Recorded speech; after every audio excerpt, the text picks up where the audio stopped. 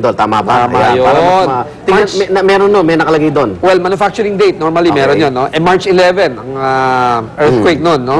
Ang tsunami sa Japan. So, that's just very recent, less than 2 weeks ago. So, wala pa silang napoprocess Wala na- pang na-produce at wala pang nadala siguro dito, no? Na-contaminate, no? Kung narin niya spinach, hindi naman siguro May aabot sarili dito. tayo rito. Oo, di ba? Okay, siguro, mensahe sa ating mga mamimili, mga suki nyo. Go ahead po. Well, it takes proper, tama yung may precaution, no? Taking proper precaution. Pero there's no need to be alarmed, no? Kasi karamihan ng products natin, locally manufactured, no? Even though yung iba, Japanese sounding name, tingnan lang natin kung saan manufactured. Kung dito naman manufactured, nakiki-Japanese lang at hindi talaga ang products from Japan, no? Hi! Ayan, okay. Salamat si Stephen Cua po, Presidente ng Philippine Amalgamated Supermarkets Association. Ingat po at ligtas pa ang mga pagkain galing Japan dahil ito doon sa kanilang manufacturing date, bago pa nagkalindol. Yan po ating may talakayan, magbabalik ang unang hirit.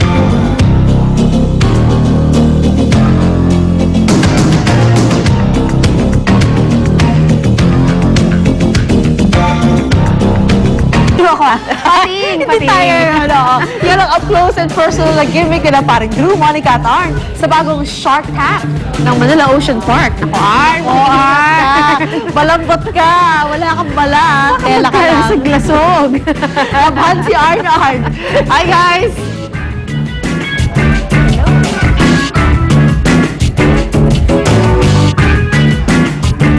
Yes, thanks girls! Good morning again mga kapuso. Babalik pa rin nga tayo dito sa pinakabagong attraction sa Manila Ocean Park. Ito po ang Shark Attack. At ayun nga, nakikita nyo sa aking likod, meron po tayong 50 pieces ng shark sa loob ng tank kung saan pwede kayong pumasok at magkaroon nga ng close encounter with the sharks. In fact, si Arn ngayon ay nagmamasid-masid malapit sa mga sharks pero bilang bawal siyang mabasa hanggang sa labas lamang siya. Pero ang aking partner na si Drew ay lakas loob na sinubukan nga itong Shark Attack at in fact kanina nag-prepare siya, nagsuot na siya ng wetsuit at sasabak na siya ngayong umaga dito nga sa Shark Attack tank natin. So Arn, ikaw, kumusta ka dyan? Ay! Ang dating dito! Nilalamig ka dyan. Nasa labas ka naman ng tank. But anyway, Arn, siguradong mas mag-e-enjoy ka dahil ngayong umaga alamin natin ang iba't iba pang features nitong ang Shark Attack. Kasama, of course, ang marketing manager nitong Manila Ocean Park na si Miss Antoinette Gonzalez. Hello po, Miss Anton. Ayan. Good morning. Naku, suki-suki na to ng unang hirit. Alright, ma'am. So, ito po yung, like I said kanina, pinakabagong attraction natin dito. So, ano-ano po yung features nitong Shark Attack? Also, ipaliwanag ko lang. Kasi I think Manila Ocean Park has been very successful in doing interactive activities sa mga customers namin. So, in terms of pagkakaroon ng encounter with the fish, Manila Ocean Park has already evolved to be a place na may interaction. So, the first time that we launched the Aquanaut Voyage, we now evolved to another level, which is the Aquanaut Voyage Shark Attack. So, itong Shark Attack is actual experience of our customers na kahit hindi naman may knowledge on scuba diving and have an actual license, meron siyang kapasidad na to enjoy the shark. So, you will ride this cage. Yan. And then be able to have an encounter with the fish and feed them actually. Yes, nakita nga natin si Drew. Kumusta ka dyan, partner? Enjoy ka dyan. So as we can see, nasa loob po sila ng cage. So it is safe na. Sobrang safe. At saka yung mga sharks naman natin, they are not man-eaters. So may enjoy talaga ng mga families and then they can have a photo opportunity that they can bring home with them and put in their Facebook. Yan. Oo nga, maganda profile picture yan. Ma'am, sino-sino po yung pwedeng sumubok nitong Shark Attack? Okay, like what we launched last year, yung Aquanaut Voyage kasi, you're supposed to be, medium build. So you can wear the helmet. So, because mga about 7 kilos kasi in underwater So, if you wear it, diba, you will have, well, not naman minimal movements, but you can move to do the fishing and enjoy the view underwater. So wala naman po restrictions sa age? For as long as you are medium build, yun nga, and of course, hindi ka pregnant, at saka you are physically fit, you are able to enjoy this attraction. Alright, so gaano po katagal itong experience kapag sinubukan ito? Okay, each customer can enjoy it for about 10 to 15 minutes. 10 to 15 minutes. For how much po, ma'am? For $9.95. For 995 pesos, pwede nyo lang i-enjoy itong Shark Attack. So, nakita natin ngayon mga kapuso, itong si Drew ay kasalukuyan nagpapakain ng mga sharks. Pero I heard po kasi ma'am, around 10 or 11 AM sila usually kumakain. That's why medyo mailap sila doon sa pagkain. Pero, eto nga, Kasi medyo maaga pa. Yung feeding time talaga nila is about 10 o'clock in the morning. So, we opened the park at 10 o'clock. So, I think that's the same time naman na pwede na tayo mag-feeding the moment they get to Manila Ocean Park. We'll be opening by next week. We're just doing this launch muna sa unang linggo. ayun. Ma'am, question lang po, ilan po yung pwedeng sabay-sabay na sumakay dito sa cage para if ever gusto mo, couple kayo or family? Of course, limited number. So, we can only accommodate 2 aquanaut na gagamit ng helmet. And then we have 1 dive facilitator para in case of anything, yun nga, for the safety procedure, meron tayong a total of 3 persons na pwedeng i-carry ng cage. Ayun, maximum of 3. Ayan, ako mukhang enjoy na enjoy to si partner. Anyway, mga kapuso, sa amin pagbabalik, mamaya makakausap natin to si partner at kakwento niya sa atin kung ano nga ba yung pakiramdam niya habang sinusubukan nga niya at nasa loob siya mismo niyang cage at meron siyang close encounter with the sharks. Dito nga sa pinakabagong attraction na tinatawag nila na Shark Attack. Lahat po yan sa pagbabalik na unang hirit. Unang hirit, ang saya-saya. Sa unang hirit, unang hirit, unang hirit. Magugulat ka. Unang hirit.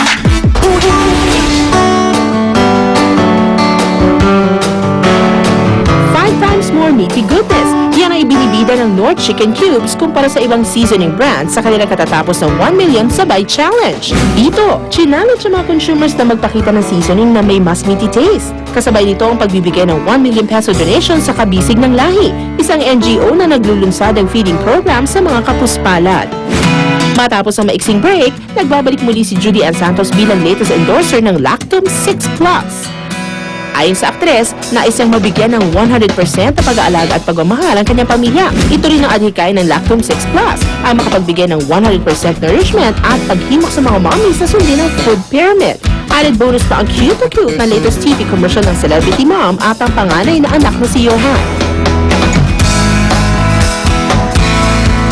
Sa mga librong Adventure this morning dito nga sa Shark Attack kung saan maaari kayo magkaroon ng close encounters sa mga pating. At ngayon nga, nakita nyo mga kapuso, itong si Drew, sinubukan na niya. Itong ang newest attraction na yan. At kanina nakita natin na sinubukan niya magpakain ng mga sharks. At ngayon nga ay iaahon na siya sa taas para kumustahin natin mamaya kung ano ba ang naging experience niya dito sa loob ng tank. Kasi itong loob ng tank mga kapuso, meron po itong 50 pieces of sharks and 6 na species po ng pating ang makikita dyan. So talagang kakaiba ang magiging experience nyo. And tulad ng nalaman natin kanina, wala namang special requirement kung gusto nyo sumubok dyan. Just as long as wala po kayong sakit sa puso or wala kayong high blood or hindi kayo buntis, maaari nyong subukan yan. And also, kailangan medium built daw kayo and of course, healthy ang inyong pangangatawan. Kahit nga daw hindi marunong lumangoy, pwede sumubok dyan. So ako, pwede ako sumubok dyan kasi hindi ako marunong lumangoy. But anyway, pwede nyo po subukan yan mga kapuso. And for only 995 pesos, pwede nyo na subukan yan. Dito po sa loob ng tank, maaari kayo magpakain ng mga pating. And sabi rin nila, pwede rin kayo magkaroon ng pictorial. Meron lang kukuha sa labas at pwede nyo nga gawin pang profile picture nyo yan. O, diba? Dahil bongga-bongga. Napakaganda talaga ng view. Plus, kakaibang experience pa. And learning experience nito sa mga bagets dahil makikita nila up close and personal ang mga pating na usually nakikita lang natin sa mga textbooks or sa mga videos, diba? So, ayan, 50 sharks po ang makikita dyan. Iba't ibang klase ng sharks na makikita. Merong white tip shark, black tip shark, and yun nga, 6 species po ang nandyan. Kaya sigurado magiging worthwhile ang inyong pagbisita dito. In fact, ayan si partner mo kang enjoy na enjoy kanina.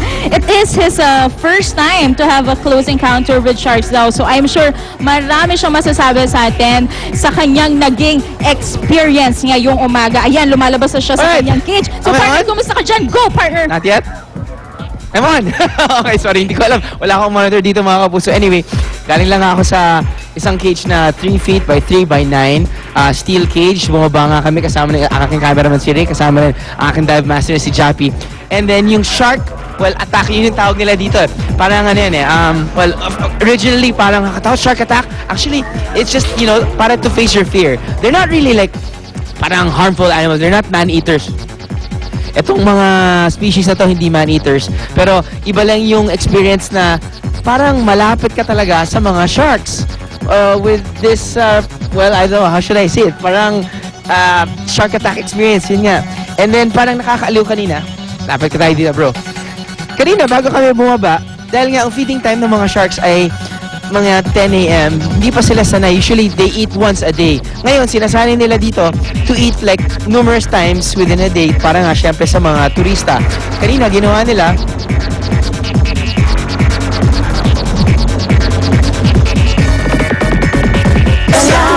Modern Vlogging would like to thank Wade Chu, Elmer of Soñares Salon, Thailand, Dr. Raquel David of Ardere, Magdo Optical. Susie Abrera would like to thank Maldita, Vogue Visage Salon, Michelle Silver Jewelry, Revlon Cosmetics, Bello Medical Group. Rhea Santos would like to thank SM Department Store, Golden Hills, Head Zone Salon, Revlon Cosmetics, Perez Optical, Dr. G. Marquez. Susan Enriquez would like to thank the following: Studio Zen Salon, Skincare by Let's Face It. Maraming salamat sa aming sponsors, Ultra Mega Supermarket.